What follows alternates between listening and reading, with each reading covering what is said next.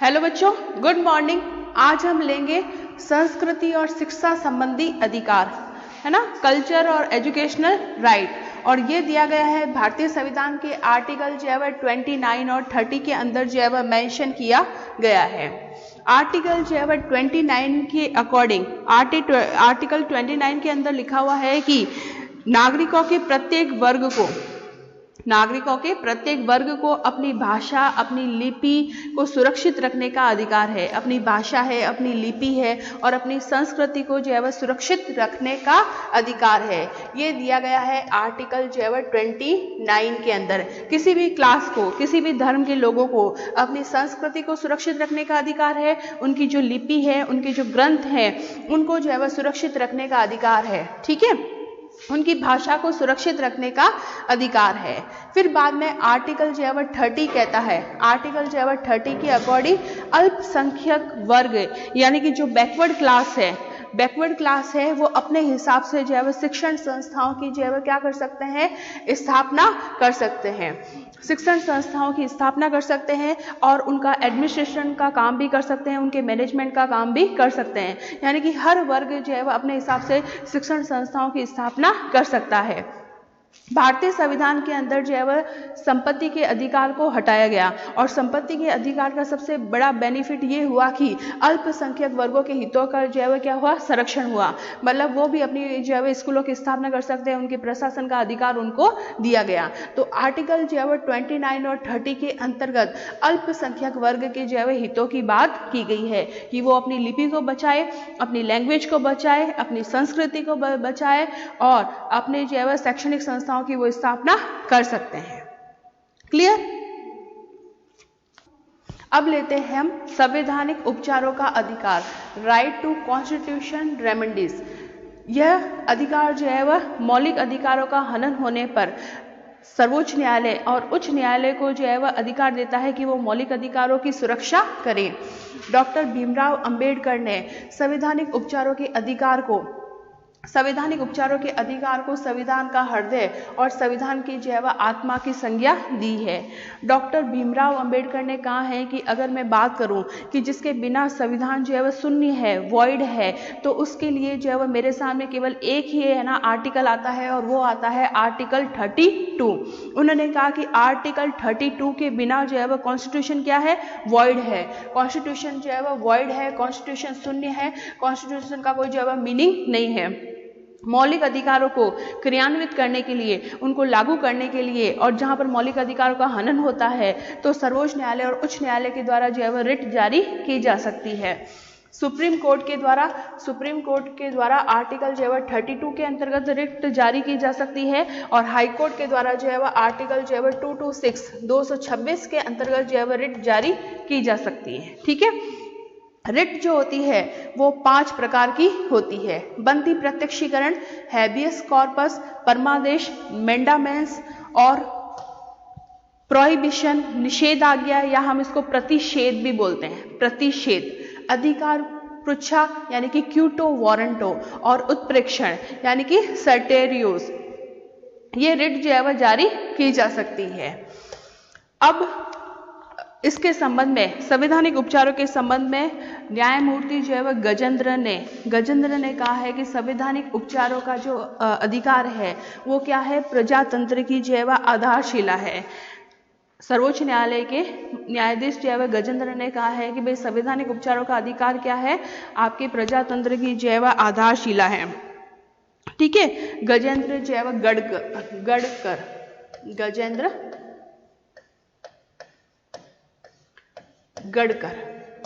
गडकर ने कहा है कि ये संविधान, ये जो अधिकार क्या है, मतलब प्रजातंत्र की जो है वह आधारशिला है। और अंबेडकर ने कहा है कि इसके बिना संविधान जो है वह क्या है, शून्य है। तो सबसे पहले हम लेते हैं जो रिट है उसमें सबसे पहले हम लेते हैं बंदी प्रत्यक्षीकरण, हैबियस कॉर्पस। अब हैबियस कॉर्पस रिट में कहा गया है कि बंदी प्रत्यक्षीकरण यानी कि किसी भी व्यक्ति को जब गिरफ्तार किया जाता है तो सबसे पहले उसको गिरफ्तारी के कारण बताने होंगे कि उसको किस लिए जो है गिरफ्तार किया गया है, उसको रीजन बताना होगा और गिरफ्तार व्यक्ति को 24 घंटे के अंदर जो है न्यायालय के सामने प्रस्तुत किया जाना चाहिए। ठीक है, प्रस्तुत किए जाने का आदेश जो है वह जारी कर सकता है।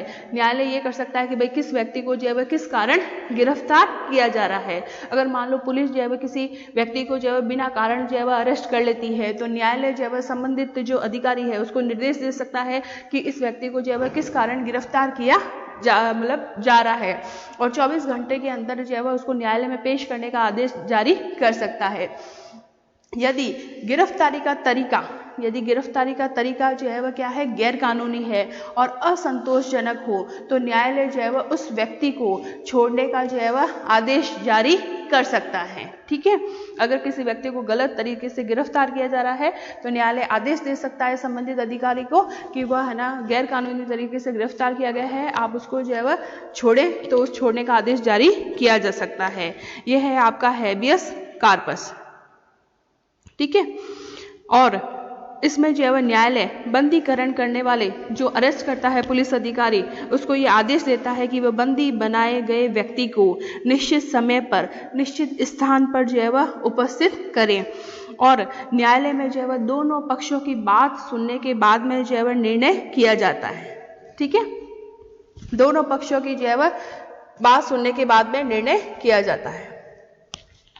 सेकेंड रिट है परमादेश, मैंडामेंस, है ना। मैंडामेंस के अंदर यह है कि यह आदेश उन परिस्थितियों में जारी किया जाता है, यह ऑर्डर उन परिस्थितियों में जारी किया जाता है जब किसी जो है न्यायालय को ये लगता है कि कोई है ना लोक अधिकारी है ना, कोई अधिकारी है वो अपने कर्तव्यों का निर्वाह जो है वह सही तरीके से नहीं कर रहा है, मतलब भ्रष्टाचार है, करप्शन है, वो रिश्वत ले रहा है, वो अपने कर्तव्यों का पालन जो है वह सही तरीके से नहीं कर रहा है, संवैधानिक कर्तव्यों का पालन जो है वह नहीं कर रहा है, तो है ना किसी भी व्यक्ति को मौलिक अधिकार जो है वह प्रभावित हो रहा है ना, मतलब वो जिससे जो है वो दूसरे व्यक्तियों के है ना अधिकार जो है, दूसरे व्यक्तियों को हानि हो रही है, उनको जो है वह असुविधा महसूस हो रही है, तब उस व्यक्ति को जो है वह अपने कर्तव्यों के निर्वाह के लिए जो है परमादेश जारी किया जा सकता है। ठीक है, मतलब अपने गलत तरीके से अपने जो है वह अधिकारों का यूज करना, जो मोस्ट ऑफ जो है वो लोग करते हैं गवर्नमेंट ऑफिस के अंदर। ठीक है, और जिससे वे ना व्यक्तियों के मौलिक अधिकारों का हनन होता है, तो सर्वोच्च न्यायालय जो है वह परमादेश यानी कि मैंडामेंस के द्वारा आदेश जारी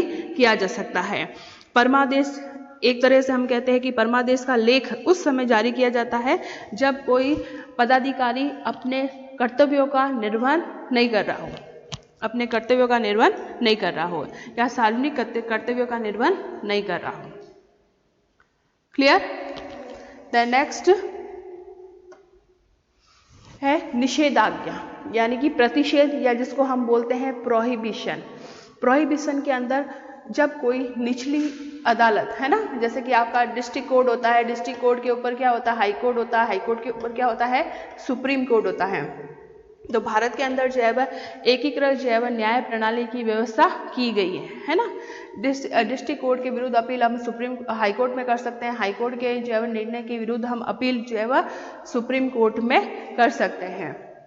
जब कोई निचली अदालत अपने अधिकार क्षेत्र को अतिक्रमित करके किसी मुकदमे की जो है वह सुनवाई करती है, मतलब कोई भी जो है वह अदालत है उसके मुकदमा जो है वो उसके दायरे में नहीं आता है, लेकिन फिर भी वो उस मुकदमे की जो है वह सुनवाई करती है जो उसके अधिकार क्षेत्र के अंतर्गत नहीं आता है, उसके एरिया में नहीं आता है, फिर भी उसकी जो है वह सुनवाई करती है, तो ऊपर की अदालत उसे ऐसा रोकने के लिए, ऐसा करने से जो है वह रोकने के लिए क्या जारी करती है, प्रतिषेध लेख जो है वह जारी करती है, प्रोहिबिशन, कि ये मुकदमा या ये केस जो है वह आपके अंडर में नहीं आता है, आप कैसे जो है वह इसकी सुनवाई कर रहे हो, तब जो है वह ये निषेधाज्ञा जो है वह जारी की जाती है। और ये पांचों जो है रिट हाई कोर्ट और सुप्रीम कोर्ट दोनों के द्वारा जारी की जा सकती है। ठीक है, कल हमने पढ़ा था ना बंदीकरण के टाइम जो है वह संरक्षण, ये चीजें पढ़ी थी ना, तो एक तरह से मौलिक अधिकारों के हनन होने पर भी जो है वह ये रिट जारी की जाती है।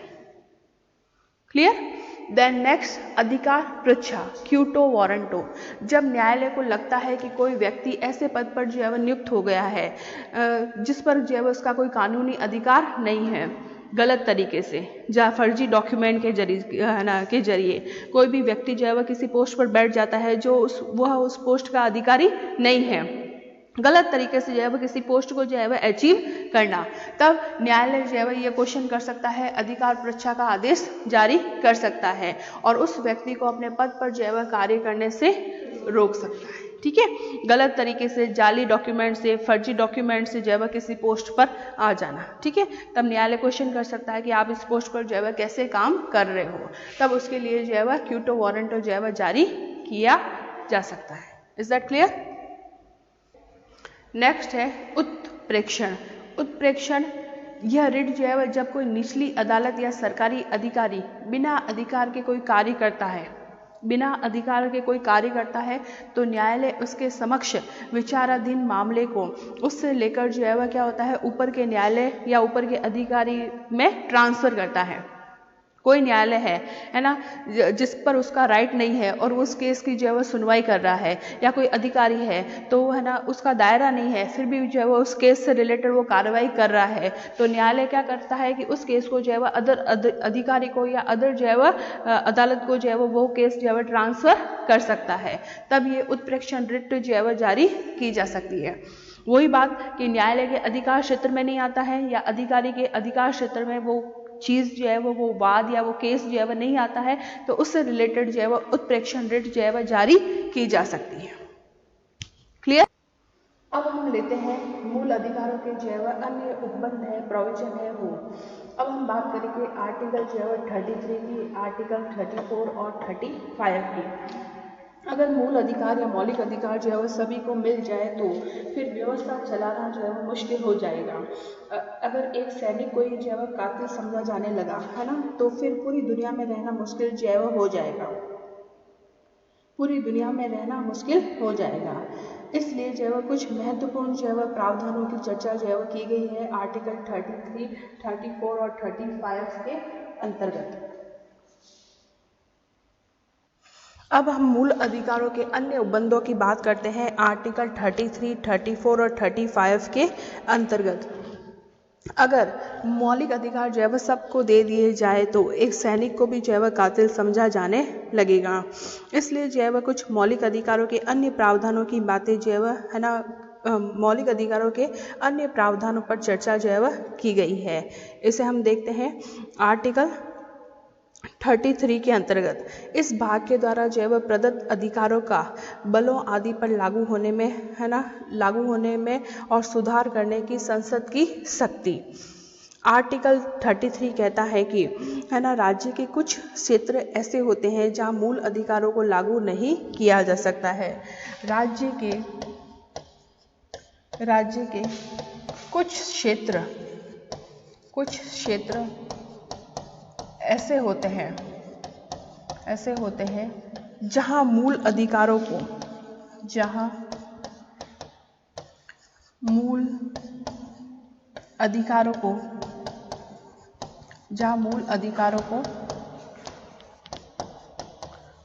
लागू नहीं किया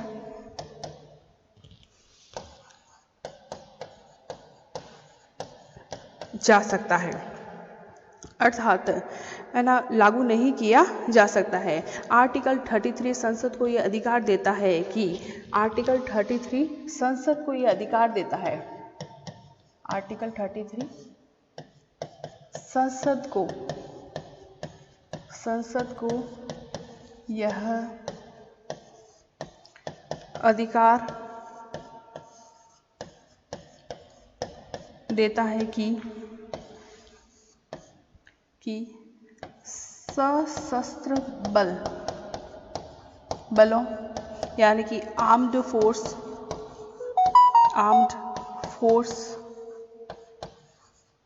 अर्ध सैनिक बलों, पुलिस बलों, खुफिया एजेंसी एवं अन्य के मूल अधिकारों पर प्रतिबंध जो है वह लगा सकती है। संसद जो है वह जो आपके मिलिट्री है ना, आर्म फोर्स है, अर्धसैनिक बल है, खुफिया एजेंसी है, उन पर जो है वह उनके मौलिक अधिकारों पर जो है वह प्रतिबंध लगा सकती है। देखिए, इसके अलावा जो है वह इसी व्यवस्था का इस्तेमाल करते हुए संसद ने जो है ना सैन्य अधिनियम 1950 है, नौसेना अधिनियम 1950 है और वायुसेना अधिनियम 1950 अधिनियम भी जो है वह बना रखे हैं। फिर आर्टिकल जो है वह 34 कहता है कि जब किसी क्षेत्र में जो है वह है ना मार्शल लॉ यानी कि सेना कानून जो है लागू हो, तब इस भाग के द्वारा जो है प्रदत्त मूल अधिकारों पर जो है वह मूल मौलिक अधिकारों को जो है वह निलंबित किया जाता है। मार्शल लॉ की जो स्थिति में मौलिक अधिकारों पर प्रतिबंधन की बात जो है वह कही गई है। मौलिक अधिकारों पर जो है प्रतिबंध लगाया जा सकता है जहाँ पर जो है वह मार्शल लॉ लागू हो। जब किसी क्षेत्र में सेना कानून लागू हो, तब वहाँ पर जो है वह मूल अधिकारों पर जो है वह मौलिक अधिकारों पर प्रतिबंध लगाया जा सकता है। पहला तो संसद का कानून है ना, संसद को ये अधिकार दिया जाता है कि जो आपके सशस्त्र बल है यानी कि आर्म्ड फोर्स है, अर्धसैनिक बल है, खुफिया एजेंसी जो है वहाँ पर जो है ना सैनिकों को जो है मौलिक अधिकार जो है उनके मौलिक अधिकारों को जो है रेस्ट्रिक्ट किया जा सकता है। और आर्टिकल जो है 34 कहता है कि जहाँ पर मार्शल कानून लागू है यानी कि सेना कानून लागू है, तब भी वहाँ के मौलिक अधिकार को रेस्ट्रिक्ट किया जा सकता है। मार्शल कानून का मतलब यही होता है कि सामान्य प्रशासन को सेना के द्वारा जो है वो अपने नियंत्रण में लेना, और ऐसा वहीं पर होता है जहां पर साधारण कानून जो है वो पूरी तरह से जो है वह समाप्त हो चुके हो। और आर्टिकल जो है 35 के अंदर मेंशन किया गया है कि इस भाग के उपबंधों को